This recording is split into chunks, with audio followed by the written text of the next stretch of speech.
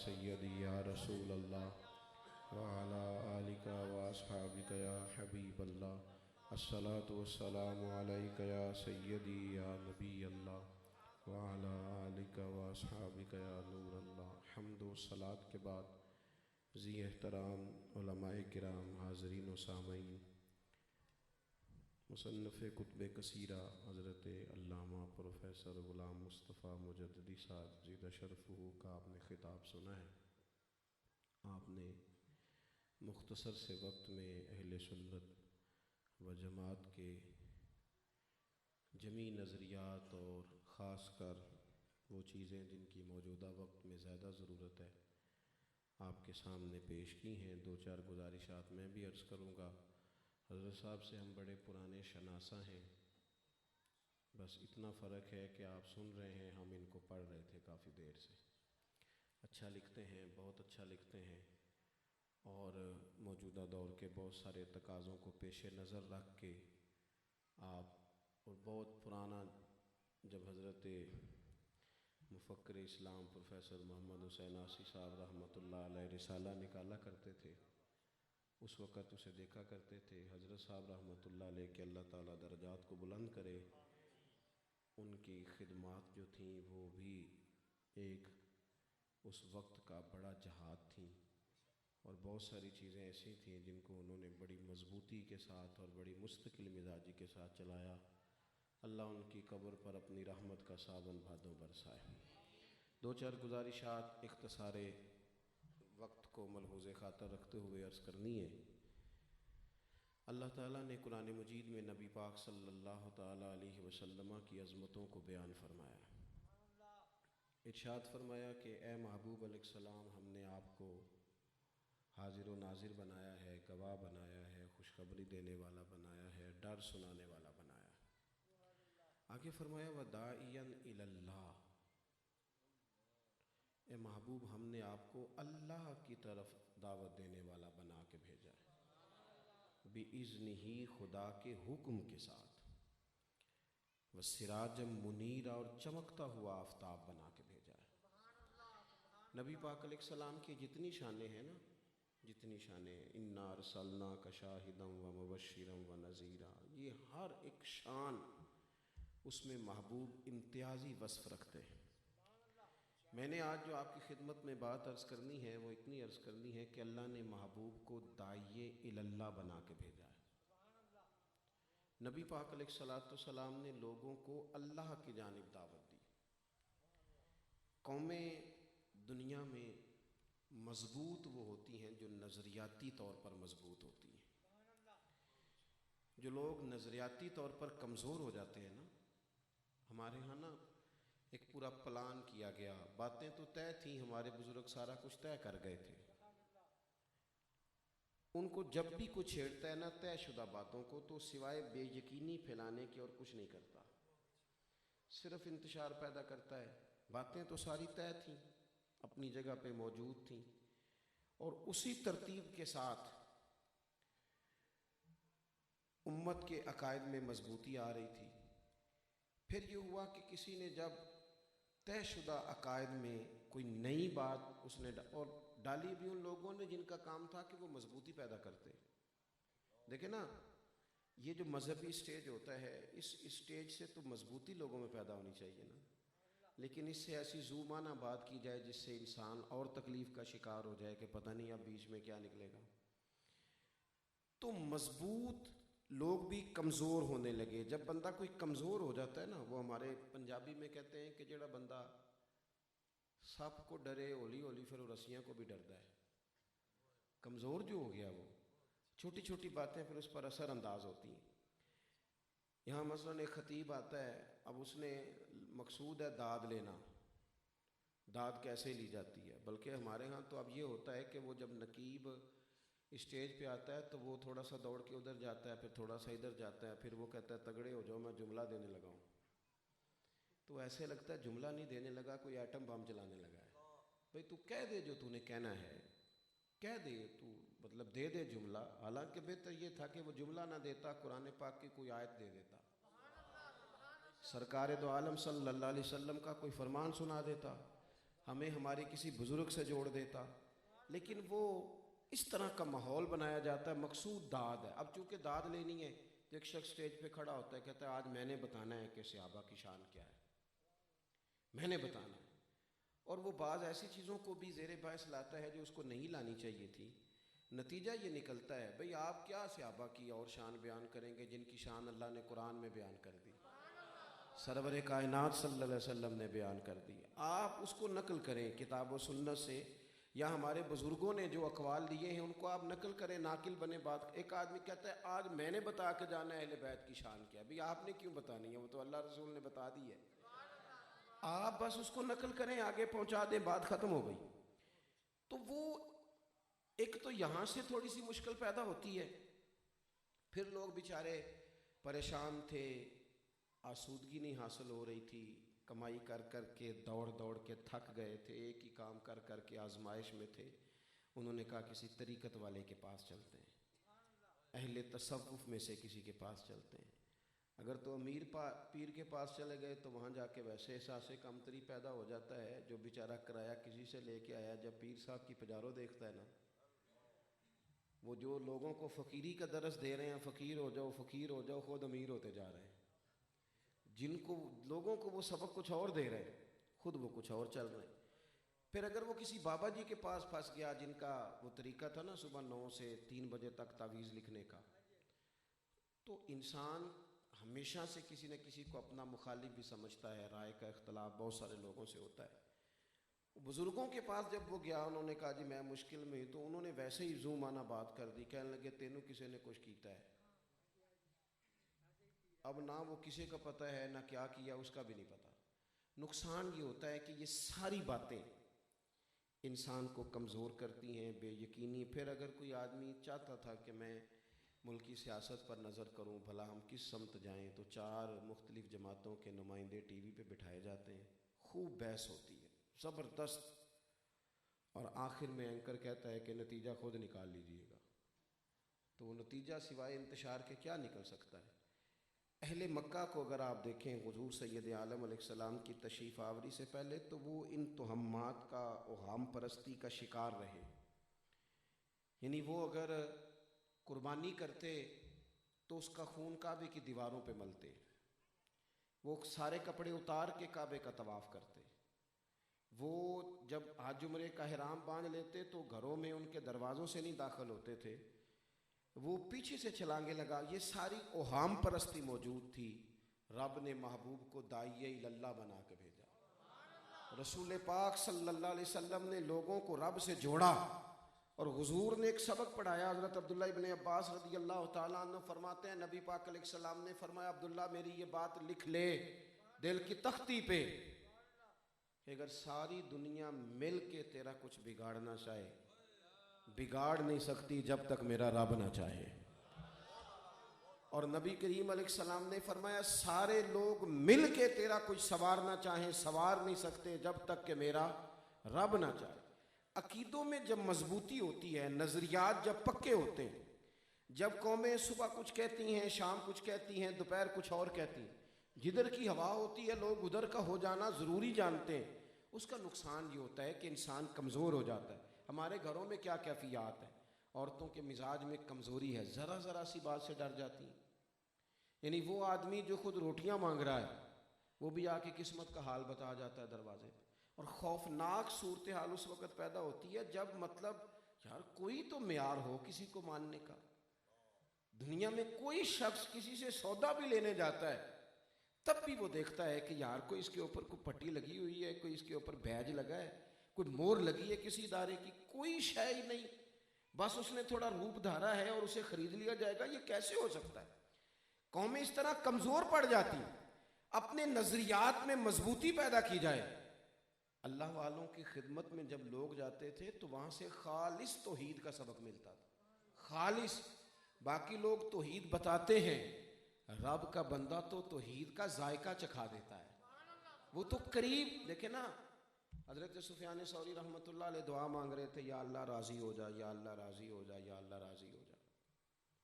حضرت رابعہ رحمۃ اللہ علیہ آپ تشریف فرما تھیں پیچھے، تو تو جب بار بار حضرت سفیان ثوری نے یہ کہا یا اللہ راضی ہو جا، یا اللہ راضی ہو جا، تو حضرت رابعہ بصریہ پیچھے سے بول پڑی، کہنے لگی سفیان بس کر، کوئی اور لفظ کہہ۔ انہوں نے کہا تم کیوں ناراض ہوتی ہے؟ تو کہنے لگی پہلے اپنے دل پہ ہاتھ رکھ کے بتا نا، تو اللہ سے راضی ہے؟ دیکھنا رضی اللہ عنہم ورضوا عنہ، شان کیا ہے بندہ مومن کی کہ اللہ اس سے راضی ہے تو وہ بھی اپنے اللہ سے راضی ہے۔ پہلے تو بتانا، تو ہر روز کہتا ہے فلانی کمی ہے، وہ چیز چاہیے، وہ چیز چاہیے، وہ چیز چاہیے۔ تجھے مالک نے جہاں کھڑا کیا ہے تو راضی ہے کہ نہیں؟ تجھے جس حال میں رکھا ہے تو مقام شکر پر فائز ہے کہ نہیں؟ اور جب تو ہی راضی نہیں تو پھر تو بار بار ایک ہی بات پکار رہا ہے۔ تو حضرت سفیان ثوری کہنے لگے تو ٹھیک کہہ رہی ہے، تیری بات درست ہے، لیکن اللہ کے حبیب علیہ السلام نے فرمایا تم رب کے دیے ہوئے تھوڑے رزق پہ راضی ہو جاؤ، وہ تمہاری تھوڑی عبادت سے راضی ہو جائے گا۔ اپنے عقائد میں جب ہم مضبوطی لے آئیں گے، اللہ رسول کا دامن تھامیں گے، اللہ رسول کا، تو جتنی اوہام پرستی ہمارے اندر پیدا ہو رہی ہے ہمیں توڑا جا رہا۔ جب آپ مضبوط ہو جاتے ہیں پھر انسان ان کمزوریوں کا شکار نہیں ہوتا۔ جہاں تک اصلاح کا تعلق ہے تو اصلاح کے لیے پہلے انشراح صدر کی ضرورت ہوتی ہے۔ جب کوئی بندہ طے کر لیتا ہے نا یہ چیز میرے لیے مضر ہے، مجھے نقصان دے گی، وہ کبھی اس کے قریب نہیں جاتا۔ کسی کا ذہن بن جائے نا کہ یہ پھل میں نے نہیں کھانا تو آپ زبردستی کھلائیں تو وہ کیا کر دیتا ہے، چونکہ اسے انشراح صدر حاصل ہو گیا ہے۔ ہر روز ہمارے ہاں نظام مصطفیٰ صلی اللہ علیہ وسلم کے نفاذ کے نعرے لگتے ہیں روز، لیکن یہاں تو بیسیوں لوگ ایسے ہیں جو نعروں کے بیج موجود ہیں، لیکن ان سے پوچھا جائے انشراح صدر ہے تمہیں؟ جو تم کہہ رہے ہو تم اس پر قائل ہو، تمہارا دل بھی گواہی دے رہا ہے کہ نہیں؟ زبان نے کہہ بھی دیا لا الہ الا اللہ تو کیا حاصل؟ جب تک آپ کو انشراح صدر نہیں ہوتا کہ میری نجات رسول اللہ کے دین میں ہے، نبی پاک کی بتائی ہوئی شریعت میں میری نجات ہے، جب انشراح صدر ہو جائے۔ دیکھو نبی پاک صلی اللہ تعالیٰ علیہ وآلہ وسلم کو اللہ نے داعی اللہ بنایا ہے، تو حضور نے جو ہمارے رشتے بنائے نا، ایک تو نبی پاک علیہ السلام نے ہمیں بھرپور توکل کرنے کا کہا، اللہ کی ذات پر پورا بھروسہ۔ ہمارے ہاں جب سے کچھ لوگ مارکیٹ میں ایسے آئے ہیں نا جنہوں نے، بعض اوقات یہ بھی ہوتا ہے کہ جب آپ کسی جگہ پیدا ہونے والی خرابیوں پر گفتگو کرتے ہیں تو بعض لوگ اس کا کچھ غلط نتیجہ بھی اخذ کرتے ہیں، مفہوم مخالف بھی مراد لیتے ہیں۔ آپ طریقت اور تصوف کے اندر پیدا ہونے والی خرابیوں کو تو ڈسکس کریں گے، لیکن طریقت میں جو لطف پایا جاتا ہے، اس میں جو ذائقہ ہے، جو سرور ہے، ہمارے ہاں بہت سارے لوگ بے ذوق ہو گئے، سرے سے بے ذوق ہو گئے۔ وہ اس طرح گفتگو کرتے ہیں جی دنیا میں کوئی بندہ ٹھیک رہا ہی نہیں۔ تو اللہ کے محبوب علیہ السلام نے تو فرمایا میری امت کبھی گمراہی پر جمع نہیں ہوگی، یہ ہو ہی نہیں سکتا سارے گمراہ ہو جائیں۔ یہ کیسے ہو گیا؟ ایک بڑی جماعت حق پر قائم رہے گی، حق پر تھی، حق پر ہے اور ہمیشہ قائم رہے گی۔ عزیز بھائی، وہ جو غیبی طاقتیں مسلمان کو ملتی تھی، اللہ تبارک و تعالیٰ جو مدد کرتا تھا، جو غیبی خزانوں سے چیزیں میسر آتی تھیں، اس کا جس دیدہ دلیری کے ساتھ لوگوں نے انکار کیا، لیکن جب آپ اپنا پورا بھروسہ اپنے رب کی جانب بڑھا دیتے ہیں پھر اللہ آپ کی مدد کرتا ہے۔ اور ان لفظوں کے ساتھ قرآن مجید نے تائید کی کہ وَيَرْزُقْهُ مِنْ حَيْثُ لَا يَحْتَسِبُ، فرمایا رب تمہیں وہاں سے دے گا کہ تمہارا گمان بھی نہیں ہوگا کہ یہاں سے دے دے گا۔ آپ کو بخاری میں حدیث ملے گی نا، صحابہ کرام فرماتے ہیں جنگ پہ گئے، بھوک بڑی تھی، حتیٰ کہ کھجوریں بھی ختم ہو گئی، یہ صحیح حدیث میں موجود ہے، لیکن فرماتے ہیں بھروسہ حضور نے رب پہ کرنا سکھایا تھا نا، کھجوریں بھی ختم ہو گئیں، لیکن حال یہ تھا ہمارا کہ ہم پریشان نہیں ہوئے چونکہ بھروسہ اللہ پہ تھا۔ فرماتے ہیں اچانک ہماری نظر اٹھی تو ہم نے دریا کے کنارے اتنی بڑی مچھلی پڑی ہوئی دیکھی کہ سینکڑوں لوگ تھے جو 18 دن تک مچھلی کھاتے رہے پر وہ ختم ہی نہیں ہوئی۔ ہم نے تو اسے نہ کچھ نکال کے لا کے حضور کی بارگاہ میں بھی پیش کیا۔ یہ اللہ نے رزق کا بندوبست کیا، اللہ نے۔ حضرت ابراہیم علیہ السلام نا مہمان نواز بڑے تھے، 4 اپنے گھر کے دروازے بنائے ہوئے تھے، اس لیے بنائے تھے کہ جس دروازے سے جی چاہے مہمانوں کا مہمان داخل ہو۔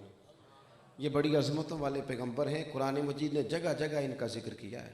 واتخذ اللہ ابراہیم خلیلا، خوب ہستی ہیں، جو قرآن پاک پڑھنے والا بندہ ہے نا اسے عقیدت گہری ہو جاتی ہے حضرت ابراہیم سے، گہری، ان سے پیار کرنے کو جی چاہتا ہے۔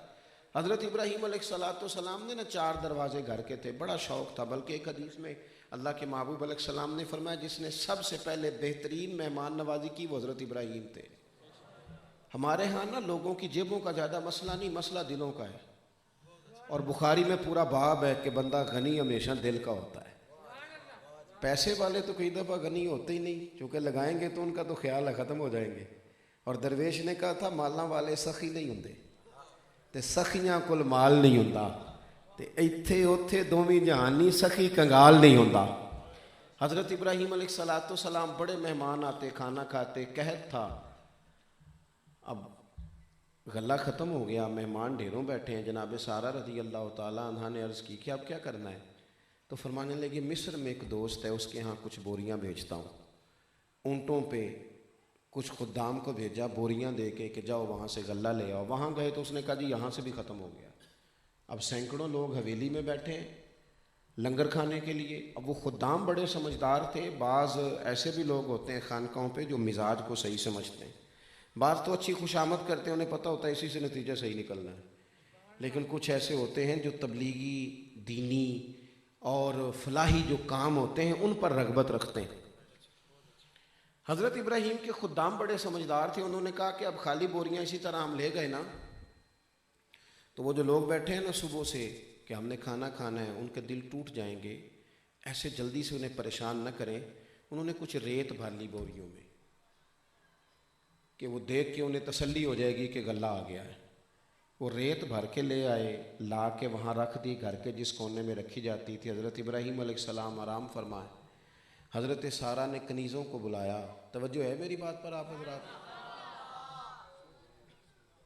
بلا کے جب ان بوریوں کو کھولا نا تو اس کے اندر سے بہترین گندم نکلی، خوشبودار گندم۔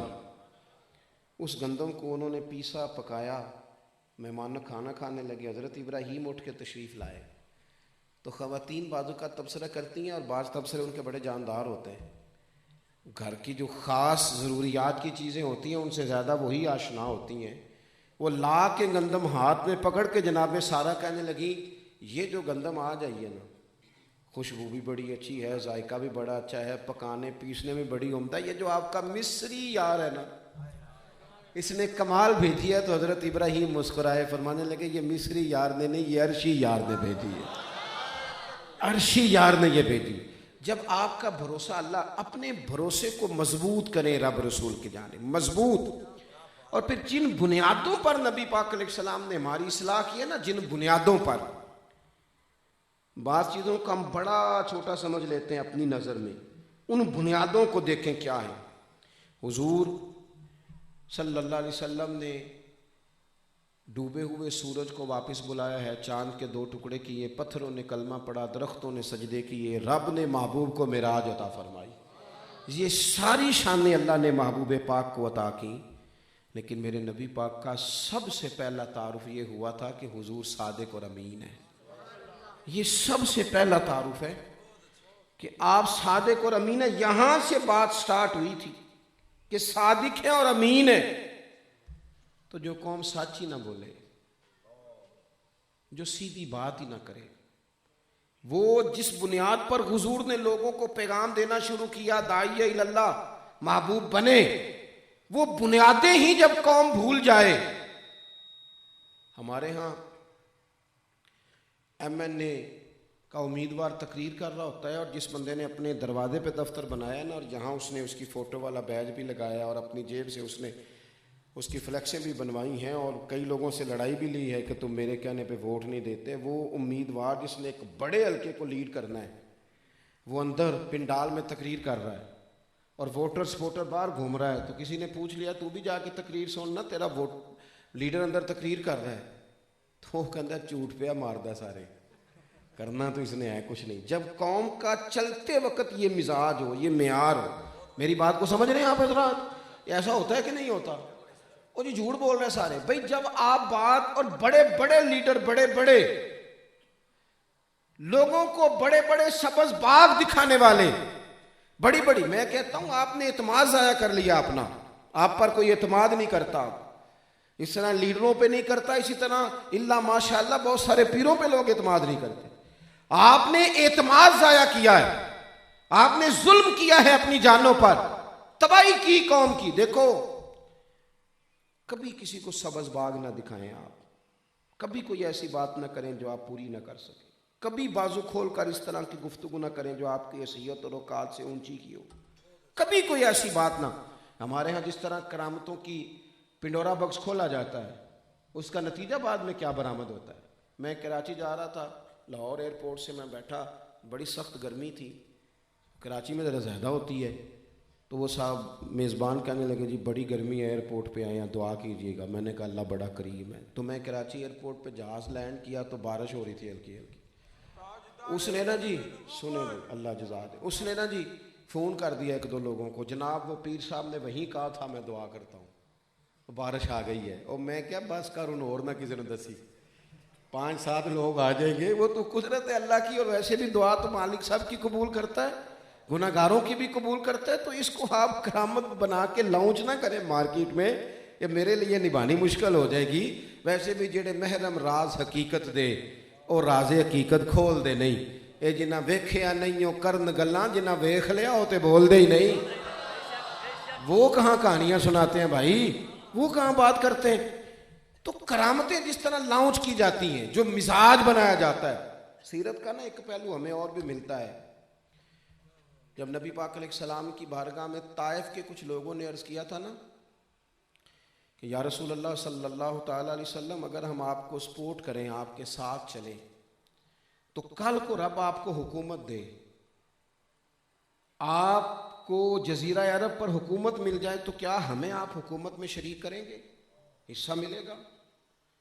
اور نبی پاک علیہ السلام کو حکومت ملنے کا اتنا یقین تھا کہ جب محبوب مکے سے جا رہے ہیں, مدینے ابھی پہنچے نہیں, ایک گاؤں پر بھی مسلمانوں کی حکومت نہیں, تو سراقہ بن مالک کو حضور نے وہیں کہہ دیا تھا کہ تیرے ہاتھوں میں کسریٰ کے کنگن دیکھ رہا ہوں. اور خندق جب کھودی جا رہی تھی تو صحیح بخاری میں موجود ہے, محبوب وہ چٹان جو ٹوٹتی نہیں تھی اس پر ایک ضرب لگاتے تھے تو فرماتے تھے لو بھائی شام فتح ہو گیا, دوسری لگاتے تھے تو فرماتے تھے ایران کی کنجیاں آ گئیں, تیسری لگاتے تھے تو فرماتے تھے روم ہمارا ہو گیا. حضور کو یقین تھا, لیکن محبوب نے سبق کیا دیا, یا رسول اللہ کیا ہمیں حکومت میں سے حصہ ملے گا. تو محبوب کریم کو سورج چڑھے سے زیادہ یقین تھا کہ حکومت اسلام کی آئے گی اور دنیا بھر پہ آئے گی. هو الذی ارسل رسولہ بالہدی ودین الحق لیظہرہ علی الدین کلہ. محبوب کو یقین تھا, پر پتہ کیا جواب دیا حضور نے, یا رسول اللہ ہمیں حصہ ملے گا. تو حضور مسکرائے, فرمایا بھائی کیسی بات کرتے ہو, حکومت تو اسے ملتی ہے جسے رب عطا کرتا ہے, اسے اللہ دیتا ہے. اتنی احتیاط. ہمارے استاد صاحب نا عید کی نماز کا اعلان کر رہے تھے ایک دن, عید کی نماز کا, تو فرمانے لگے یہ چھوٹی عید تھی عید الفطر, تو فرمانے لگے بھئی 8 بجے سارے پہنچ جانا, مناسب وقت پہ جماعت کھڑی کر دیں گے. میں نے ان سے بعد میں عرض کی استاد جی 8 بجے نہیں ہونی. فرمانے لگے 8 بجے ہی ہونی ہے, لیکن ممبر پہ ہوں, مصلی پہ ہوں, باوضو ہوں, مسجد میں ہوں, جمعے کا دن ہے, کہوں گا 8 بجے ہونی ہے تو پھر اگر 8:05 پہ کراؤں گا تو ٹھیک نہیں, یہ مناسب نہیں. بات وہ کرنی چاہیے جس پہ بندہ پوری طور پر پورا اتر سکے, مناسب وقت پہ جماعت. ہمارے ہاں نا آپ یقین کریں رشتوں کی بنیاد جھوٹ پہ. وہ جب لڑکے کا تعارف کرایا جاتا ہے, اتنا اچھا ہے اتنا اچھا ہے, تو ایسے لگتا ہے جیسے وہ بیعت کے قابل ہے. اور بعد میں جب اسی بچے کی شکایت اس کی بیوی کرتی ہے تو وہ والد جو کل تعریفیں کر رہا تھا وہی کہتا ہے کہ میں تو آپ بڑا سمجھانا ہے تو میری بھی نہیں سنتا. تو تب تو آپ اسے ولی بتا رہے تھے. یہ جھوٹ کی بنیاد پر جب رشتے قائم ہوں گے تو یہ مضبوط ہوں گے, یہ مضبوطی آئے گی ان میں.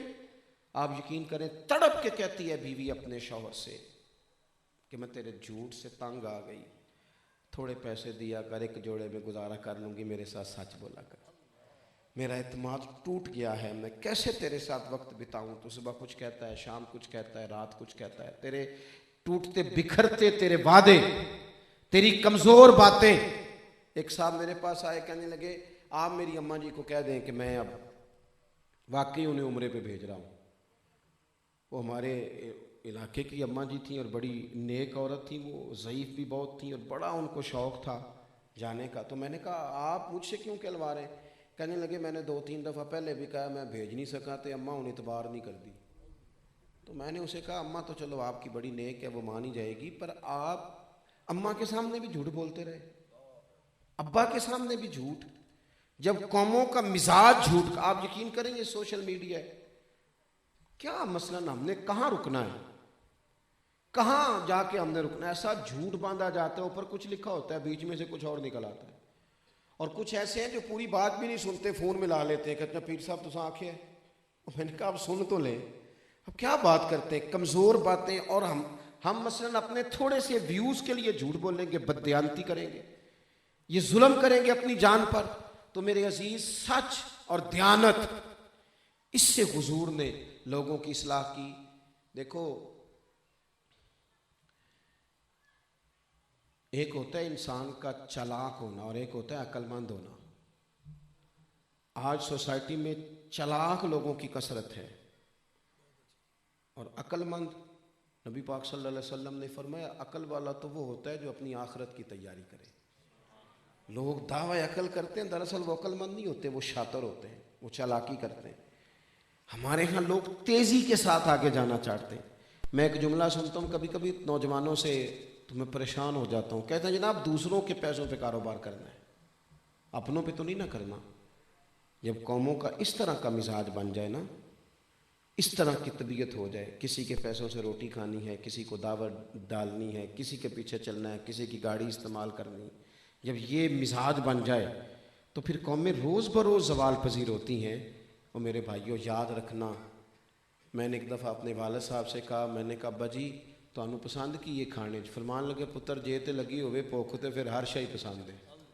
پھر تو جیڑا مزہ اچار دا وہ کسے شے دا نہیں، جیڑا چٹنی دا وہ کسے شے دا نہیں. تو اگر زبان کا چسکا پورا کرنا ہے، بھوک نہیں لگی ہوئی، تو فرمانے لگے پھر یہ نفس پہ بوجھ ہے، صبح و شام بوجھ ہے، پھر ڈالو جتنا ڈالا جا سکتا ہے.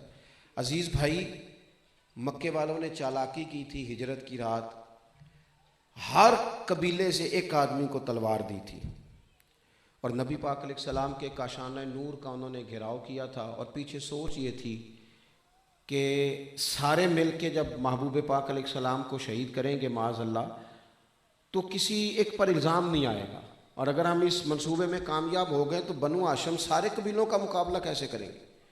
اس ترتیب سے وہ آئے، حضور کے کاشانہ نور کا گھیراؤ کیا، اللہ تبارک و تعالیٰ نے فضل کیا، ان کی آنکھوں پہ پردے ڈال دیے، محبوب تشریف لے گئے. لیکن سیرت نگاروں نے ایک اور نقطہ بھی بیان کیا، آپ کی توجہ ہے میری بات پر؟ بندہ عمرے پہ جا رہا ہو نا اور اس سے 50,000 لینا ہو تو لوگ کہتے ہیں پہلے میرے پیسے دے، پہلے پیسے دے پھر جانا. کرائے کا مکان ہو تو لوگ کہتے ہیں جناب جانا نہیں، پہلے پیسے رکھ. یہاں تو ہر قبیلہ آ گیا ہے، سارے قبیلے موجود ہیں. سیرت نگار کہتے ہیں کہ یہ جتنے آئے تھے نا تلواریں لے کے، ان میں سے ڈھیر سارے لوگ وہ تھے جن کی امانتیں حضور کے گھر میں پڑی ہوئی تھی. حضور کے کاشانہ اقدس میں امانتیں پڑی ہیں. اور یارو کہاں سے مثال لائیں گے، حضور کے گھر میں پڑی ہیں امانتیں اور حضور کو شہید کرنے آ گئے. معنی کیا ہے کہ ان کو یقین تھا اگر یہ شہید بھی ہو گئے تو ہماری امانتیں ضائع نہیں ہوں گی، ہمارا پیسہ. اور محبوب نے بندوبست کیا فرمایا؟ فرمایا اے علی آپ میرے بستر پہ سو جائیے، صبح لوگوں کی امانتیں دے کے تشریف لے آئیے گا. ان کا بندوبست. لیکن یہاں تو یہ حال ہو گیا میرے عزیز کہ آپ حد ہو جاتی ہے کوئی چیز. ہمارے ایک دوست ایک دفعہ بتانے لگے، کہنے لگے ایک صاحب نے نا، امانت دار ہونے کا بھی اسٹیٹس ہے نا ہمارا، تھوڑی رقم کے معاملے میں امانت دار ہیں، اگر رقم بڑی ہو تو کسی کو 500 کا اگر مرغا ہے نا تو بتا دیا جائے نا کہ جناب یہ بیمار تھا، تو وہ ایک لقمہ کھا گیا ہو تو الٹی کر دیتا ہے، کہتا ہو میں ناجائز کھا گیا ہوں. تو اگر اسے ناجائز بھی ذبح نہیں ہوا تھا مرغا تو آپ کھا گئے، صحیح ذبح نہیں، تو 1-2 لقمے پہ تو الٹی آ جاتی ہے، لیکن 5 کروڑ پہ نہیں آتی. 10 کروڑ کھا جائے تو پھر کیا ہے، وہ ایک ہمارے دوست ہیں لیکچرار ہیں، ایک دفعہ فرمانے لگے ایک صاحب کہیں جا رہے تھے تو انہیں رستے میں قیمتی جوتا مل گیا، لیکن ملا 1 پاؤنڈ، نیا جوتا تھا ڈبے سے گیا، انہوں نے شور مچانا شروع کر دیا، کس کا ہے کس کا ہے کس کا ہے، شور مچا رہے ہیں۔ تھوڑی دیر آگے گئے تو انہیں دوسرا پاؤں بھی مل گیا، پھر انہوں نے اس کا مالک ڈھونڈنا چھوڑ دیا اور ختم کر دیا۔ دیانت کا جب یہ معیار قوم بناتی ہے نا، اگر معاملہ تھوڑا ہے تو پھر ہم دیانتدار ہیں، اور اگر بات کروڑوں اربوں کی ہے تو۔ دوسری بات آپ سے یہ عرض کروں، روب کبھی بھی روب انسان کے کپڑوں کا نہیں ہوتا، کبھی بھی گاڑی پجاروں کا روب نہیں ہوتا، کبھی بھی۔ میں نے حضرت شیخ ابو داؤد محمد صادق صاحب رحمۃ اللہ علیہ کو دیکھا، 1.25 کروڑ کی پجاروں سے پیر صاحب اتر رہے ہیں، اور اس بندے کے پاس اتر رہے ہیں جس کا سائیکل بھی اپنا نہیں، جنہوں نے ساری زندگی مکان ہی نہیں بنایا، مسجد کے 2 کمرے، لیکن اتنی بڑی 4 گاڑیاں آگے 5 پیچھے پیر صاحب ملنے آ رہے ہیں، اور ان کا انداز یہ ہے آنے کا کہ انہوں نے پہلے اترتے اپنی داڑھی دیکھی ہے، پھر چین والی گھڑی اتاری ہے، پھر اگر ان کے پاس کوئی کپڑا ہے تو انہوں نے سر پہ باندھا ہے، پھر وہ اندر گئے ہیں تو سمجھ آتی تھی روب کپڑوں کا نہیں، روب تو کردار کا ہوتا ہے، روب تو کردار کا ہے۔ او خدا کے بندو، اگر 20 کروڑ کا مکان ہو اور اس میں 1.25 کروڑ کی گاڑی کھڑی ہو نا دروازے پہ، پیسہ کرپشن کا ہو، تو اس گھر کا ملازم بھی گلی میں کھڑے ہو کہہ دیتا ہے فراڈ کے پیسے ہیں سارے۔ چھوٹا سا افسر ہو اور ٹوٹی ہوئی کرسی پہ بیٹھ کے کام کر رہا ہو تو وزیر اور منسٹر بھی دروازے پہ کھڑے ہو کہتا ہے یار بندہ بڑا ماندار ہے، نہ سفارش سنتا ہے نہ رشوت لیتا ہے۔ تو پھر بتاؤ نا، روب کپڑوں کا ہوتا ہے یا کردار کا ہوتا ہے؟ ہم لوگ کیا کر رہے ہیں؟ ہم کپڑوں کو سلوٹ کر رہے ہیں، گاڑیوں اور پجاروں کو۔ حضرت عمر فاروق سے ملک کے شام کا ایک سفیر ملنے آ گیا، اس نے آ کے سے آپ یار یہ سادی زندگی بڑی مزیدار ہوتی ہے، بڑی مزیدار، یہ پروٹوکول، یہ ساری باتیں، یہ چیزیں، آپ تو کسی درویش کے مزار پر ڈھب سے فاتحہ نہیں کہہ سکتے۔ جب وہ دور آ جاتا ہے تو کبھی کبھی انسان، اللہ تعالیٰ کسی بھی ایسے کلمے سے بچائے جو اس کی ناراضگی کے زمرے میں آئے، اللہ تعالیٰ معافی عطا کرے، لیکن وہ سادگی، سادہ زندگی آسان ہوتی۔ ہم جو چاہ رہے ہیں نا، وہ کسی نے کہا تھا کہ وہ میرے گاؤں کا غریب دہقاں سڑک کے بننے پہ کیوں خفا تھا، بابا لڑتا تھا کہ پنڈ دی سڑک پکی نہ کرو۔ وہ میرے گاؤں کا ضعیف دہقاں سڑک کے بننے پہ کیوں خفا تھا، جب اس کے بچے شہر میں جا کر کبھی نہ لوٹے تو لوگ سمجھے۔ لوگوں کو تب سمجھ آئی جب بچے گاؤں ہی چھوڑ گئے، انہوں نے کہا بس سڑک پکی ہے، 10 منٹ میں تو آ جانا ہے۔ کبھی کبھی یہ ہوتا ہے کہ ہم جب سادہ زندگی سے نکلنا چاہتے ہیں اور ہم ان آسانیوں میں جانا چاہتے ہیں جو آسانیاں تو ہوتی ہیں لیکن اس کے اندر پھر تکلفات بڑھ جاتے ہیں، پھر تو بندہ ڈھب سے، پریم سے، انسان اپنے اپنوں کے ساتھ بھی نہیں بیٹھ پاتا۔ حضرت عمر سے ملنے آیا ملک شام، بس بات سمیٹ رہا ہوں، اس نے آ کے پوچھا تمہارے خلیفہ کا دربار کہاں ہے؟ یہ چسکا لگ جانا پروٹوکول کا تو ہوئے یہ بھی جان نہیں چھوڑتا، بڑی مصیبت ہے۔ بگڑ جاتے ہیں لوگ کہ میرا صوفہ کیوں نہیں رکھا، پوچھتے ہیں آگے کہ جناب فلانا اونچے تو میں نیچا تو فلاں، یہ صرف اور صرف اے باندھ فقیروں کسے نہیں ماریا، اے ہوئی چور اندر دا۔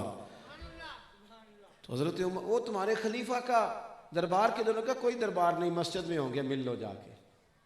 مسجد میں جا کے پوچھا امیر المومنین کہاں ہیں؟ تو ایک صاحب کہنے لگے یہیں تھے، ابھی یہیں کھڑے تھے۔ دوسرے سے پوچھا، کہنے لگے ادھر چلے گئے۔ او بھائی یہ کیا بات ہو گئی، ہمارے تو یہاں وزیر سڑک پہ چڑھ جائے تب بھی رستہ نہیں ملتا، کوئی پیر چڑھ جائے تب بھی نہیں ملتا، یہ تو معاملہ ہی بڑا گڑبڑ ہے۔ تو یہ حضرت عمر 24 لاکھ مربع میل کا بندہ، اور ادھر نکل گیا ادھر نکل گیا۔ تھوڑی دیر کے بعد ایک شخص سے پوچھا کہاں ہے عمر؟ تو کہنے لگے وہ باغ میں جا رہے تھے۔ وہ شخص وہاں چلا گیا، کنویں کے پاس کھجور کے درخت کے نیچے مٹی کے ڈھیلے کو اینٹ بنا کے وہ شخص لیٹا ہے جس کے بارے میں میرے کریم نے فرمایا شیطان اسے دیکھ کے راستہ ہی بدل جاتا ہے۔ تیری شان، تیری عظمتیں، تیری بلندیاں، یہ 18 ذی الحج کو نا ذرا ٹکا کے دن منانا، حضرت عثمان غنی کا زور دے کے ذرا منانا، ان لوگوں کی باتیں بھی دل کو راحت دیتی ہیں۔ ان کی باتیں رب کے لشکروں میں سے لشکر ہیں۔ یکم محرم کو ذرا کھل کے حضرت عمر کی یاد منانا، زور دے۔ 10 محرم کو ذرا طبیعتیں کشادہ کر کے امام علی مقام کا ذکر کرنا۔ بھائی اس نے جب کھڑے ہو کے دیکھا نا حضرت عمر کو کہ وہ یہ دیکھے نا میں تقریر کر رہا ہوں لیکن کتنے آپ نے بندوبست کیے، ادھر پنکھا چلاؤ ادھر چلاؤ، لوگ بگڑ نہیں جاتے؟ مائک ٹھیک نہ ہو تو اٹھا کے پھینک نہیں دیتے؟ کیا کچھ ہوتا ہے؟ حضرت عمر آرام سے لیٹے، پسینہ پیشانی سے اترتا ہے تو وہ مٹی کے ڈھیلے پہ جاتا ہے۔ وہ شخص کہتا ہے کہ لوگوں کی بڑی بڑی پوشاکیں میرے اوپر روب نہیں طاری کر سکیں جتنے سوئے ہوئے شیر کا روب میرے اوپر طاری ہو۔ اتنے جس کا نام ہمارے ہاں سنا جاتا تھا تو لوگ کانپتے تھے، جب اس سادگی میں اس حسین آدمی کو لیٹے دیکھا تو کہتے ہیں میرے وجود کے رونگٹے کھڑے ہو گئے۔ فاروق اعظم کی آنکھ کھلی اور جب انہوں نے کہا ٹھہر جا میں وضو کرتا ہوں، اسی کنویں سے وضو کر کے جب وہ اسی زمین پہ بیٹھ گئے تو میری روح سے آواز نکلی، عمر تو عدل کر کے سوتا ہے نا تو تجھے روڑوں پر بھی نیند سکون کی آ جاتی ہے۔ یہ کردار، یہ خوبصورتی، یہ حسن جب تک طبیعتوں میں پیدا نہیں ہوتا، ہم نہ قائل ہو گئے ہیں پروٹوکول کے۔ اس نے ہماری، آپ یقین کریں، بیٹی کا باپ اور بیٹی کی ماں وہ آ جائے نا، چلے وزیروں کا، پیروں کا، خطیبوں کا اور ایم این ایز کا، ان کا تو پروٹوکول اپنی جگہ پہ، وہ آ جائے نا کبھی داماد گھر تو ادھار پکڑتے پھرتے ہیں سسرال والے، ادھار پکڑتے۔ ویسے بھی آج کل لڑکے والے نیک ہو گئے، اب وہ جہیز نہیں مانگتے، پتہ ہے آپ کو؟ اب نہیں جہیز مانگتے، وہ کہتے نہیں ہوں اسی داج نہیں لینا، ان جیسی 600 بندہ لے کے انہیں روٹی چنگی کھوانی دے، داج نہیں تجھے سم دینا، تے اچھی بنانا کھانا، اس لیے کہ لڑکے نے تو ہر روز ہونا، لڑکے کے دوستوں نے کبھی کبھی آنا ہے۔ تو ان سے پوچھو کبھی روٹی نہیں کھائی گھر میں؟ دعائیں، یہ ابھی چھوٹی عید گزری ہے نا، ہمیں لوگ اچھا آدمی سمجھ کے دعائیں کراتے ہیں۔ چھوٹی عید گزری تو شادیوں کا سیزن شروع ہوا تو بیٹیوں کے باپ اس درد سے روئے مسجدوں میں آ کے، یا اللہ روٹی، پاگلوں کی طرح پھرتا ہے تمبو کے اندر وہ بچی کا باپ جب لوگ کھانا کھا رہے ہوتے ہیں، یا اللہ روٹی پوری، یا اللہ روٹی پوری۔ اور ہمارا حال یہ ہے کہ لوگ سمجھتے ہیں صرف رمضان میں ہی خیرات کرنی ہے، اور بھئی اس میں ثواب زیادہ ہے، ورنہ راشن ونڈن والے لوگ کو عیدوں بعد بھی بھوک لگ دی تھی، اس کے بعد بھی ضرورت ہوتی۔ ابھی یہ قربانی آئے گی نا تو وہ چودھری صاحب بیچارے، بڑی مہنگائی ہے، ہمیں خود ہی ایک دوسرے کا ہاتھ تھامنا ہے، لیکن وہ جو سارا سال گوشت کھاتا ہے اور بالکل اسے مہنگا نہیں کہتا، ہوٹلوں پہ جاتے ہیں، ٹکے لگتے ہیں، خدا جانے کتنا گوشت صرف ہوتا ہے، وہ عید سے 1 مہینہ پہلے جو سارا سال کھاتا ہے اور بالکل اسے مہنگائی تنگ نہیں کرتی، لیکن عید سے 1 مہینہ پہلے کہنا شروع کر دیتے ہیں بڑی مہنگی ہے ابھی قربانی، بڑی مہنگی ہے ابھی، سارا سال رب نے تمہیں دیا ہے، اب ایک دینا ہے اس کے رستے میں۔ اور قربانی کے فلسفے کو تھوڑا دوسرے اینگل سے بھی کبھی سوچیں۔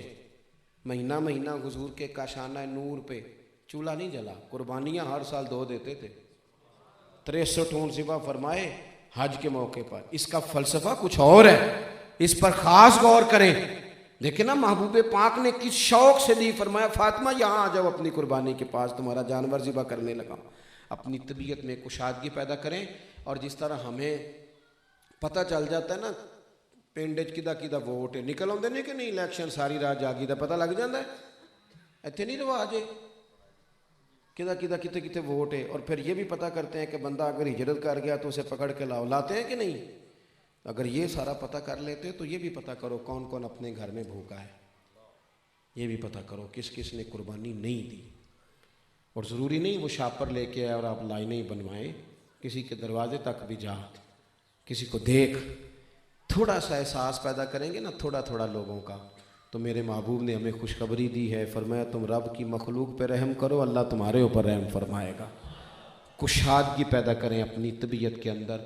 ایک آخری بات صرف اور صرف اپنی ماؤں بہنوں سے عرض کرنی ہے، ساری عورتیں پردہ نہیں کرتی، جس طرح ساری کتابوں کو غلاف نہیں چڑھتا، صرف قرآن پاک کو چڑھتا ہے، ساری عمارتوں کو نہیں چڑھتا، صرف خانہ کعبہ کو چڑھتا ہے، ساری بیویاں پردہ نہیں کرتی، صرف سیدہ عائشہ صدیقہ کی کنیزیں کرتی ہیں، سیدہ فاطمہ کی نام لیوائیں کرتی ہیں۔ اسلام تمہیں قیمتی سمجھتا ہے، جو شے قیمتی ہوتی ہے وہ بازار میں نہیں ہوتی۔ جس کے گھر میں 20 لاکھ روپیہ پڑا ہو وہ تو نام بھی نہیں لیتا اندر پڑا ہے، چوک میں ذکر بھی نہیں کرتا، اسے قیمتی سمجھتا ہے، کبھی باہر نہیں لے کے آتا. تو اسلام بھی تمہیں قیمتی سمجھتا ہے، لہذا کہتا ہے گھر کے اندر رہو، باہر بغیر ضرورت کے نہ ہو. عورت کا بھی پردہ، اس کی آواز کا بھی پردہ. آپ میلاد شریف کی محفل بھی کریں، اس میں بھی خدا را کوشش کریں کہ زیادہ سے زیادہ پردے کا بندوبست ہو، اتنی آواز ہو جو اس مجمع میں رہ سکے. اللہ کے حضور دعا کرتا ہوں مالک کریم ہمیں اخلاص کی توفیق دے، اس محفل پاک کو قبولیت کا شرف عطا کرے. آخر دعوانا الحمدللہ رب العالمین.